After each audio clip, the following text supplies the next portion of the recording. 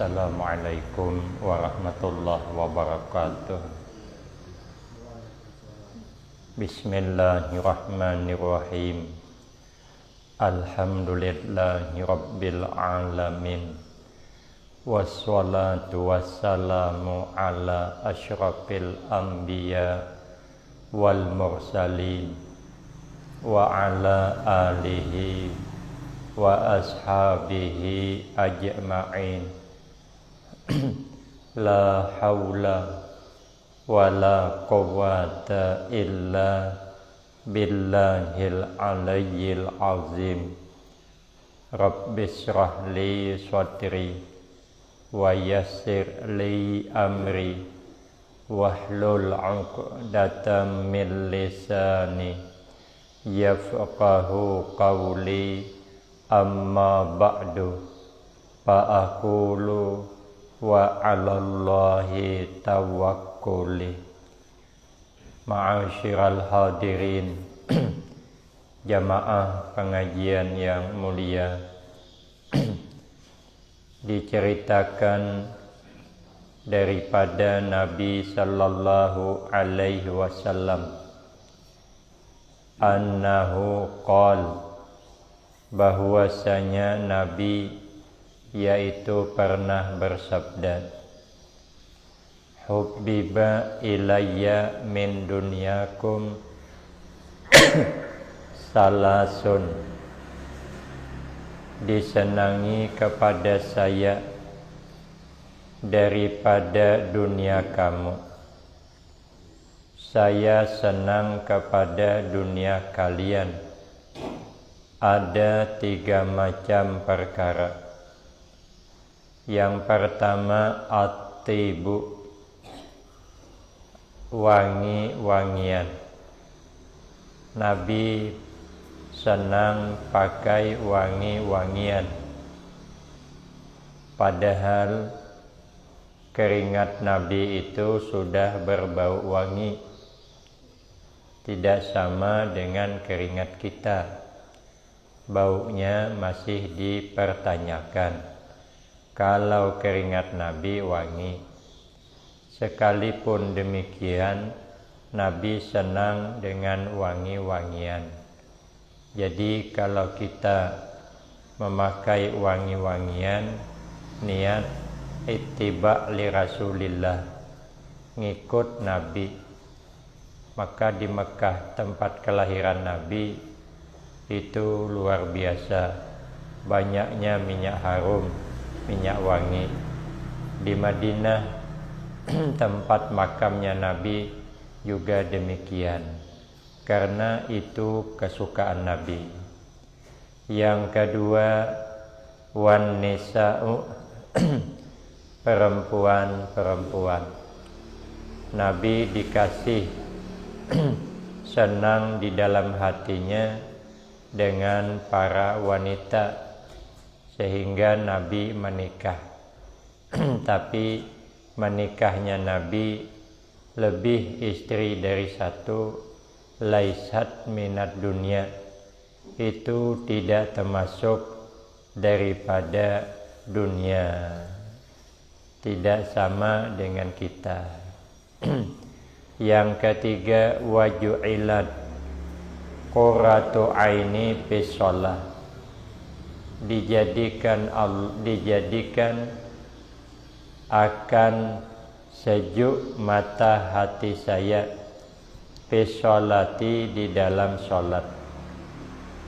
Melakukan sholat itu enak, sejuk mata hati, tentram. Nabi paling suka melakukan sholat. Setelah demikian, waktu Nabi bersabda, wa kana ma'ahu ashabu, dan ada, yaitu besertanya Nabi, ada para sahabat-sahabatnya, julusan hal keadaannya duduk bersama dengan Nabi. Di antaranya ada sahabat Abu Bakar Siddiq radhiyallahu an. Lalu faqala Abu Bakar Siddiq radhiyallahu ta'ala anhu, maka berkata oleh sahabat Abu Bakar Siddiq radhiyallahu anhu, apa kata sahabat Abu Bakar? Shadaqta ya Rasulullah, benar engkau hai Rasulullah menyukai sebanyak 3 macam perkara. Lalu sahabat Abu Bakar menjawab, wa hubbiba ilayya minad dunya salasun, dan disenangi kepada saya, kata sahabat Abu Bakar, daripada dunia juga ada 3. Tadi Nabi menyebutkan 3 yang disenangi. Sahabat Abu Bakar pun menjawab sama dengan Nabi, juga 3. Begitu orang mahabbah mencintai seseorang selalu ingin meniru. Mendengar Nabi 3, sahabat Abu Bakar pun menjawab, berkata sama 3, cuman beda. Yang disukai oleh sahabat Abu Bakar, an-nazru ila wajhi Rasulillah. Saya yang pertama, kata sahabat Abu Bakar, memandang kepada wajahnya Rasulullah sallallahu alaihi wasallam. Beliau sangat suka jika dapat memandang wajah Nabi. Kalau tidak memandang, rindu. Makanya ada syair, inni muhibbun bizikri Ahmad. Ada di ujungnya, basyir muhibban walau biru'ya. Pinginlah kita memandang Nabi walau hanya dalam mimpi. Karena kalau bisa memandang Nabi walau dalam mimpi, itu punya keistimewaan. Di zaman dulu ada orang hendak mengerjakan sembahyang istisqa, minta hujan. Lama macet hujan, tidak hujan, maka disunatkan sholat istisqa. Lalu begitu ramai berangkat menuju tanah lapang, lewat di sebuah tempat ada orang tua duduk bersandar di bawah pohon itu. Lalu orang tua menanya, mau kemana ramai-ramai? Dijawab oleh jamaah, hendak melakukan sembahyang istisqa. Lalu kata orang ramai, sempian tidak usah ikut, sempian bantu doa saja dari sini, karena sempian sudah tua, istirahat sajalah di bawah pohon.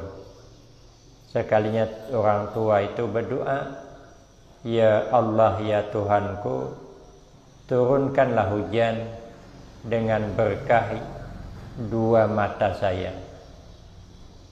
Seketika mendung, tebal, hujan yang lebat. Bingunglah orang banyak. Ini orang tua berdoanya, ya Allah turunkan hujan dengan berkah 2 mata saya.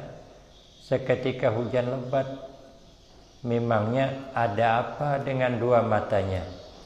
Ditanya, kenapa sempian berdoa demikian? Karena katanya 2 mata saya pernah melihat wajah Nabi di dalam mimpi. Rupanya begitu hebat memandang wajah Nabi, karena Nabi itu kalau wajahnya dipandang bagi kita orang beriman ketularan manfaat. Tapi dalam hadis ada Nabi bersabda, ada hamba Allah yang juga apabila dipandang ketularan manfaat. Kalau dulu ditungkani ayah itu kalau dipandang sejuk hati, sejuk. Sejuk. Tidak mau jauh kita. Setiap ada acara besar, tidak mau jauh dengan ayah. Kalau beliau sudah datang, mobil sudah datang, masuk ke gerbang, dibukakan pintu mobil depan pintas, keluar beliau pakai tengkuluk, pakai tongkat, sejuklah hati itu. Baru puas rasanya pergi ke suatu tempat kalau beliau sudah datang. Itu begitulah sahabat Abu Bakar Siddiq radhiyallahu an, tidak mau jauh, hendak memandang Nabi terus menerus.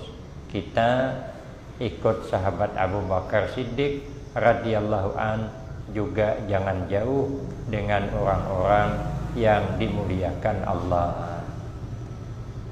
Yang kedua, kata sahabat Abu Bakar Siddiq, wa infaqu mali ala Rasulillah. Saya paling senang menafkahkan harta saya untuk Rasulullah sallallahu alaihi wasallam. Kalau untuk menafkahkan harta paling senang untuk diberi kepada Rasulullah. Kalau dapat menyumbangkan harta untuk Rasulullah, itu paling senang sudah, puas sudah. Makanya kita dulu ayah buat pondok pesantren, kalau dapat menyumbangkan harta untuk pesantren itu puas dah, nikmat. Ya makanya cepat pembangunan itu selesai karena memandang ayah. Karena memandang beliau, apa yang dibutuhkan diberikan. Ayah bercakap cuma, kata beliau, ini lubak-lubak yang ada di depan pondok ini rencananya mau kami tampal dengan sabut.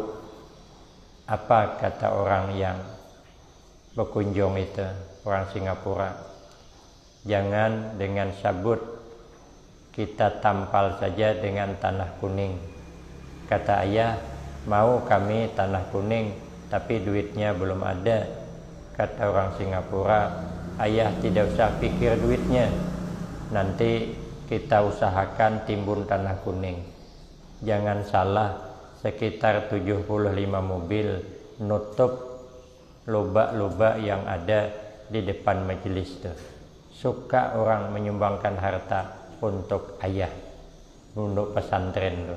Rupanya sahabat Abu Bakar ini suka menyumbangkan harta untuk Rasulullah, berjuang menghidupkan agama Allah. Begitu kecintaan para sahabat agar sahabat itu ada di hati Nabi. Karena kalau kita ada di hati Nabi, itu luar biasa nikmatnya. Jangankan begitu, kita nih kalau bisa berada di hati orang soleh jadilah. Ya, hati kita tidak pernah protes dengan orang soleh. Mahabbah kita kepada orang baik, kepada ulama, lalu kita ada di hatinya, itu luar biasa. Diceritakan di zaman dulu ada seorang perempuan, dia ingin berada di hatinya orang soleh, orang alim. Lalu perempuan ini datanglah ke rumahnya orang soleh tadi. Begitu datang ke rumahnya orang soleh, orang alim, lalu bagaimana supaya perempuan ini selalu diingat oleh orang soleh, ada di hatinya orang soleh. Dia bawa sapu tangan, begitu pulang sapu tangan itu ditinggalnya, lalu tertinggallah sapu tangan. Sudah orang pulang semua, orang soleh ini melihat ada sapu tangan ketinggalan, tapi kemana memulangkan, mengembalikannya kemana, tidak tahu tempatnya, tidak tahu siapa yang punya, tapi tahu seorang perempuan yang punya, karena yang berkunjung para wanita.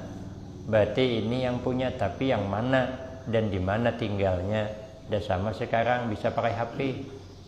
Perempuan ini ditunggu, kata orang soleh, mudah-mudahan orang itu kembali lagi, lalu disimpankan, ditaruh, diletakkan di tempat yang tinggi, biar jangan sia-sia sapu tangan orang ini, disimpan dengan rapi. Tapi ditunggu sehari 2 hari tidak pulang, tidak ada yang datang mengambil sapu tangan. Jadi orang soleh ini kalau keluar dari kamar, tertengok sapu tangan tuh, ingat dengan wanita tuh, kapan dia ngambil. Nanti besok-besok terpandang lagi dengan sapu tangan, ingat lagi dengan wanita itu. Jadi akhirnya wanita itu selalu ada di hatinya. Kenapa? Karena sapu tangannya ada, jadi ingat terus. Nah, begitu terpandang, ingat lagi kapan perempuan ini ngambil sapu tangannya.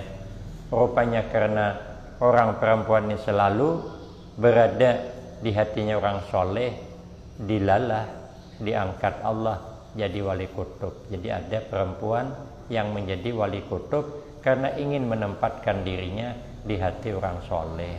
Maka itu kita berusaha agar kita ini ada di hatinya orang alim, ada di hatinya Rasulullah Sallallahu Alaihi Wasallam. Maka kata sahabat Abu Bakar Siddiq, saya suka menyumbangkan harta untuk Nabi. Yang ketiga, yang saya sukai kata Nabi, kata sahabat Abu Bakar, wa antakuna ibnati tahta Rasulillah. Saya kepingin, suka saya bahwa ada anak perempuan saya. Siapa? Ibu Aisyah, Sayyidah Aisyah, ada pada Rasulullah, artinya dinikahi oleh Rasulullah. Wakil usianya baru 9 tahun, wakil 11 tahun. Tapi sahabat Abu Bakar pingin sangat Nabi menikahi anaknya yang bernama Sayyidah Aisyah. Dikabulkan oleh Nabi, dikabulkan. Jadi kita bolehlah menawarkan anak perempuan kita kepada seorang laki-laki yang sekupu, yang sepadan, boleh ya, tidak dicela. Cuman kadang-kadang sebahagian orang awam itu dicela. Apa katanya, anak perempuan ditawarkan, takut nian jadi gadis tua. Kadang mulut-mulut tetangga nih bisa begitu. Nah, padahal anak perempuan pun bagus dicarikan jodohnya, ditawarkan. Anak saya yang nikah, yang tua itu, saya nawarkan, saya panggil, menantu saya panggil, mau dah? Kalau mau, ayo. Kalau tidak mau, yang lain. Aku naik katanya. Nah, aku naik selesai. Masalah jujuran yang ke-27, usaha mahal, 2 juta aja, sapi 2 ekor. Beres 2 ekor, jadilah kabun 10 baris. Entah apa mahal-mahal. Ini jujuran kamu mahalan. Entah apa, 2 juta aja, cuma sapi 2. Beres 2 ton, 2 pikul, banyak juga tuh. Nah, jadi kita tidak aib mencarikan anak perempuan jodohnya. Bahkan bagus anak perempuan itu dicarikan jodohnya daripada laki-laki. Laki-laki dia bisa lah cari dewe. Kalau perempuan payah cari, dia di rumah terus, jangan dilepas dia keluar. Kalau dia keluar terus nanti takutnya jadi piala bergilir nanti. Tahun kemarin lain yang membawa, tahun ini lain lagi. Kemarin adul, ini ihak pulang. Piala bergilir namanya. Kebanyakan pasangan begitu, ganti-ganti. Nah, jadi baguslah dipilihkan. ya dipilihkan, tidak masalah, ya boleh saja, ya bukan saya bela diri, tidak, saya perempuan semua anak, 3 orang saya perempuan semua, tidak ada yang laki-laki, lahir cucu pula 2 perempuan lagi, jadi gagah cewek aku, tidak ada saingan, ya itulah ada hikmahnya. Tapi bagus anak perempuan dicarikan.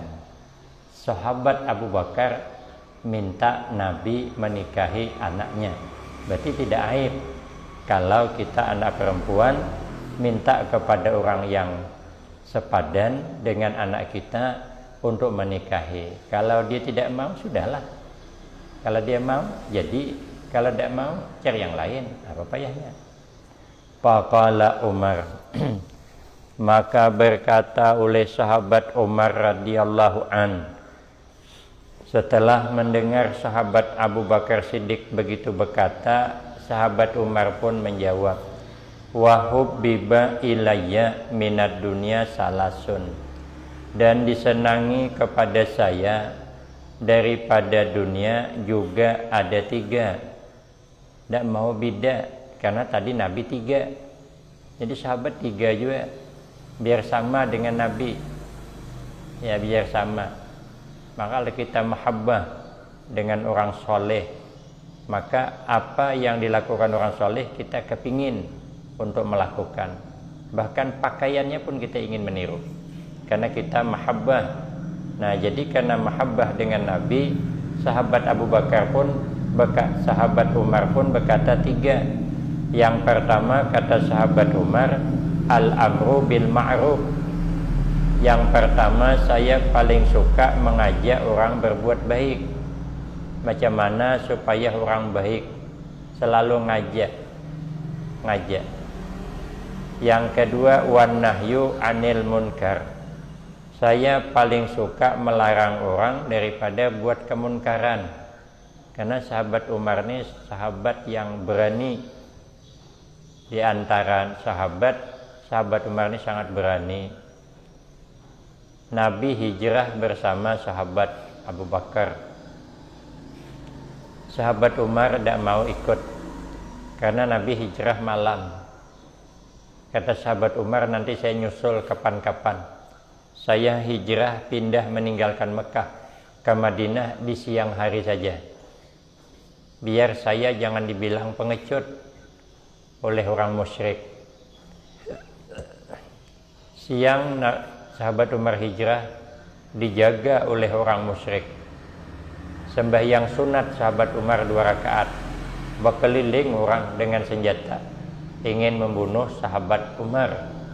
Habis sembahyang, sahabat Umar bilang, kata sahabat Umar, kalau sudah bosan melihat matahari besok terbit, kalau ingin meninggalkan anaknya yatim, kalau ingin meninggalkan mama kehilangan anaknya, kalau ingin meninggalkan bini janda besok, silahkan maju.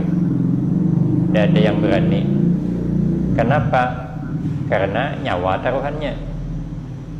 Kalau maju janda bini, anak yatim, mamanya kehilangan anak, 3. Nangka 4 matahari kita melihat lagi. Artinya apa? Mati. Itu di dalam kitab Pangkal Riyadus Shalihin ada saya baca.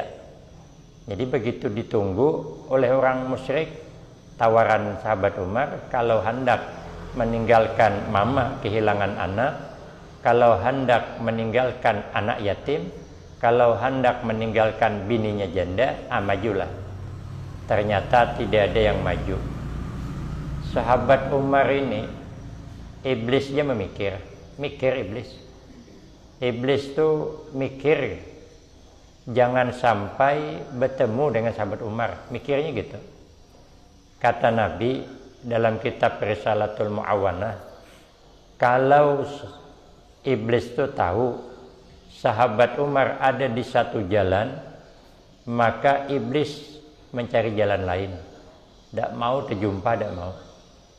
Kalau ditungkal nih, sahabat Umar ada di jalan Andalas nih, Tidak berani iblis lewat Andalas, terpaksa mutar lewat jalan Panglima sana. Nyebrang lah, bertemu maka tidak. Saking beraninya sahabat Umar radhiyallahu an, maka beliau sanggup melarang orang berbuat kemunkaran, mengajak orang berbuat kebaikan. Tapi sekalipun sahabat Umar ini berani, tapi beliau rujuk kepada kebenaran. Itulah akhlak yang diwariskan Nabi. Kalau tersalah, sahabat Umar tunduk dengan kebenaran. Sahabat Umar, kata Syekh Nurdin, buka pengajian, duduk pakai halakah, berkeliling duduknya. Ya, duduknya pun dia kayak tahiyat awal. Saya ikut pengajian Syekh Nurdin di Pondok tahun berapa gitu, ayah ikut juga. Duduknya tuh kayak tahiyat awal. Maka sejam ada beliau pengajian. Awak ada biasa singkal untuk nih, ya, dah boleh bersila, dah boleh. Jadi pakai halakah, mutar keliling. Nanti kalau datang lagi keliling lagi kayak obat nyamuk tuh nah, belingkar. Rupanya entah macam mana sahabat Umar ini mungkin terlalu lama pengajian. Ada yang sakit perut, mau buang angin. Nah, makanya saya jarang di pengajian lama, paling setengah jam, 40 menit. Wallahu alam lah lagi. Dari alaman dia ada sakit parut, itu pula masalahnya. Hendak berkentut, hendak buang angin. Ditahannya, alhamdulillah berhasil. Berkentut tidak ada suaranya, tapi baunya ini terhambur kepada jemaah sampai ke sahabat Umar. Kata sahabat Umar, siapa berkentut nih? Kenapa di pengajian berkentut? Ayo, kata sahabat Umar, keluar yang berkentut, wuduk lagi. Habis wuduk baru balik lagi. Yang berkentut pucatlah. Mau keluar malu. Apa tidak malu? Bau kentut tuh luar biasa. Kalau baunya enak, bendinglah. Ini bau tapai buruk. Nah, ketahuan kawan, awak yang berkentut. Maka kalau sudah sekali ketahuan kawan berkentut, nanti di majelis lain kalau ada lagi bau yang begitu, paham kawan. Karena bau kentut itu jarang berpindah. Dia gitu-gitulah baunya. Nah, aku ada kawan berduaan, dia berkentut, bau katam buruk. Kalau berduaan kan dia bisa ngelak. Jelaslah dia yang berkentut. Aku udah berkentut. Nah, jadi suatu saat kalau acara ramai kayak gini dudukan, ada pula bau begitu. Ada orang tuh paham dah kok. Kata kok siang ini berkentut pula. Kenapa? Karena baunya tuh gitu-gitulah. Nah, tidak keluar, sahabat Umar marah. Kata sahabat Ali bilang sama sahabat Umar, sahabat Umar, baiknya jangan cuman yang berkentut disuruh keluar. Suruh keluar semuanya. Suruh berwuduk semuanya. Nanti suruh masuk semuanya. Biar jangan ketahuan siapa yang berkentut. Nah, sahabat Umar sependapat dengan sahabat Ali. Betulnya sahabat Ali nih, kalau cuman yang berkentut keluar, itu kan membuat malu. Maka dalam fikih sunat hukumnya, siapa yang berkentut duluan mecek hidung. Nah, apa sebab? Biar tidak tahu orang kalau kita yang berkentut. Karena kita mecek juga. Nah, kenapa? Biar tidak terjadi ribah. Nanti kalau orang mecek hidung semuanya, kita kada tahu orang pada kita yang berkentut. Nanti disebuti orang, si anu itu katanya berkentut, bau tapai itu katanya. Nah, kan? Jadi pembicaraan orang. Maka jangan dibilang, jangan ngaku. Kalau kita berkentut, picik hidung. Nah, jadi perhatikannya nanti di majelis. Kalau ada bau kentut, siapa pendahuluan mecek hidung? Nah, itu berkentut. Payah juga ya, ketahuan juga akhirnya. Nah, artinya rahasiakan. Nah, itulah kata sahabat Umar, kalau begitu keluar semuanya, wuduk semuanya, nanti baru masuk lagi semuanya. Senang yang berkentut. Kenapa? Rahasia tak terbongkar. Nah, begitulah sahabat Umar berani, tapi rujuk kepada kebenaran. Kita ini kadang kembali kepada kebenaran itu yang susah. Apalagi sudah terlanjur keras bercakap, atau payah dan payah. Yang ketiga, kata sahabat Umar, wasaubul khalaq, saya suka pakaian yang usang, yang sederhana. Ruwiya annahu kan fi jubbatihi, diriwayatkan, diceritakan ada pada jubahnya sahabat Umar arba'u asharata, ada 14 tambalan bajunya. Jadi sahabat Umar itu punya baju jubah 14 tambalannya, bertambal-tambal bajunya. Jadi 14 kuyak ditambal, kuyak ditambal lagi, kuyak ditambal. Ada aja yang menghitung 14 ikut terliwat juga yang menghitung nih. Padahal beliau khalifah, pimpinan, tapi pakaiannya, baju jubahnya 14. Anak sahabat Umar waktu jadi khalifah pakaiannya banyak tambalannya. Orang banyak baju baru. Yang namanya anak-anak ya kadang-kadang ada juga sifat mengejek. Anak khalifah kenapa bajunya bertambal? Lalu anaknya pulang menangis, bilang dengan abahnya Sayyidina Umar ketika jadi khalifah, minta belikan baju supaya jangan lagi pakai baju yang bertambal nih. Malu dengan kawan-kawannya anak-anak, Bang. Lalu sahabat Umar ini suka menyenangkan anak kecil, suka. Lalu ingin membelikan baju baru. Cuman duit tidak ada duit. Jadi khalifah ada berduit, jadi pemimpin tidak punya duit.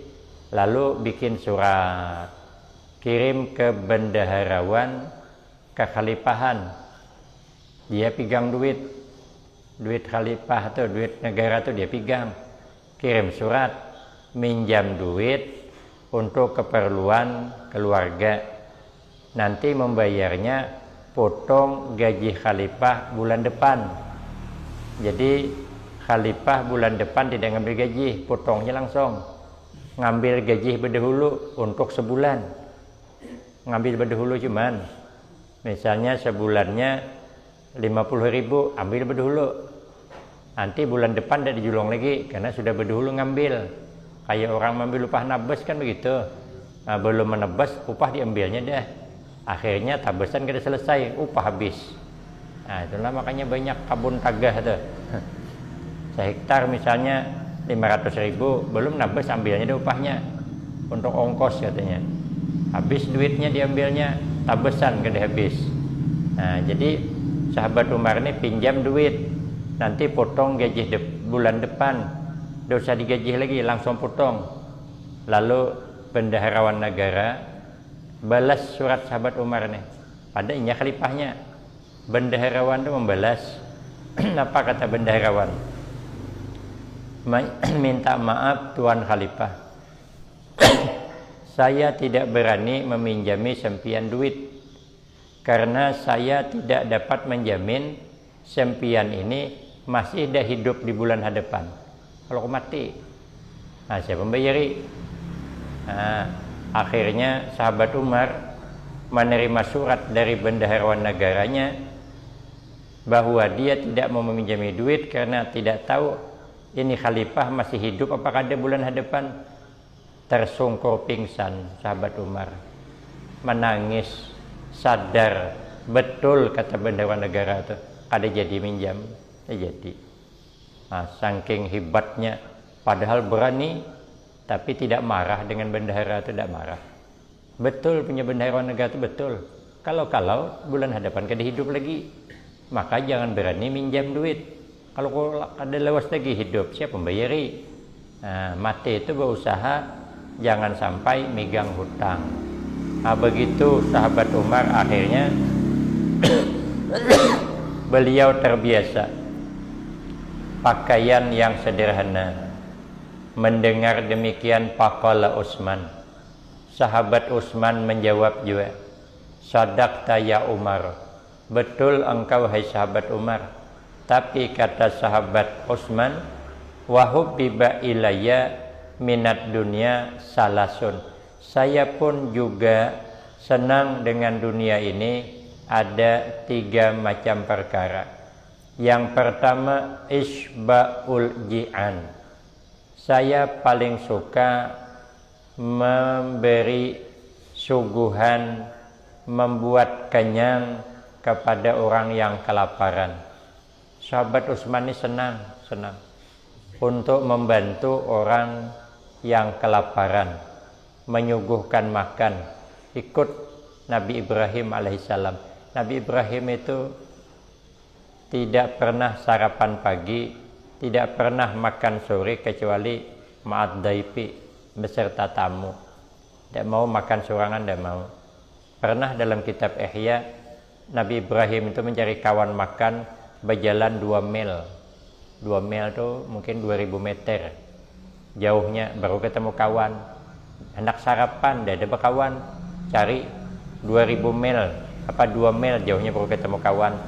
Kalau sekarang kita hendak sarapan, tidak payah berjalan 2 mil, cukup cari nomor HP aja. Nah, nomor HP kawan cari, nomor HP ku aktif 24 jam. Nah, tinggal telepon di mana kita ngopi, di mana kita makan, bisa. Dulu kan dia ada HP, makanya sahabat Nabi Ibrahim tuh sampai 2 mil, berjalan 2 mil mencari. Sama sahabat Utsman, beliau suka menyuguhi orang yang kelaparan. Karena sahabat Utsman ini orangnya sugih.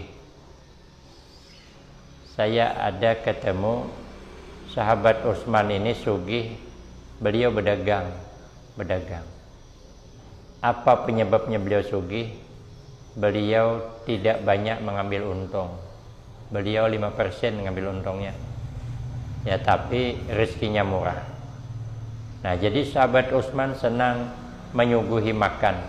Yang kedua, wakis watul oryan, memberikan pakaian kepada orang yang butuh pakaian. Jadi senang memberikan pakaian untuk dipakai orang yang tidak ada pakaian. Yang ketiga, watilawatul Quran. Nah, sahabat Utsman ini suka baca Al-Quranul Karim, hafal Bang. Ya, itulah amalan beliau. Bahkan ruwiya diceritakan annahu, bahwasanya sahabat Utsman itu khatam membaca Al-Quran, khatam Al-Quran fi rak'ataini fil lail. Sahabat Utsman itu khatam membaca Al-Quran di dalam sembahyang 2 rakaat malam. Jadi sahabat Utsman tuh kalau sembahyang malam dapat 2 rakaat khatam Al-Quran. Apabila dapat 2 rakaat khatam Al-Quran, rakaat pertama habis Fatihah 15 juz baru rukuk. Rakaat kedua habis Fatihah 15 juz pula baru rukuk. Salam khatam Al-Quranul Karim. Inilah kesukaan beliau. Ternyata orang yang mengamalkan membaca Al-Quran mulia di sisi Allah. Mendengar demikian, sahabat Ali pun menjawab. Apa kata sahabat Ali? Hubbiba ilayya minad dunya salasun. Insyaallah kita sambung pada pertemuan yang akan datang. Lebih dan kurang saya banyak minta maaf. Akhirul kalam, wabillahi taufiq wal hidayah. Wassalamualaikum warahmatullahi wabarakatuh.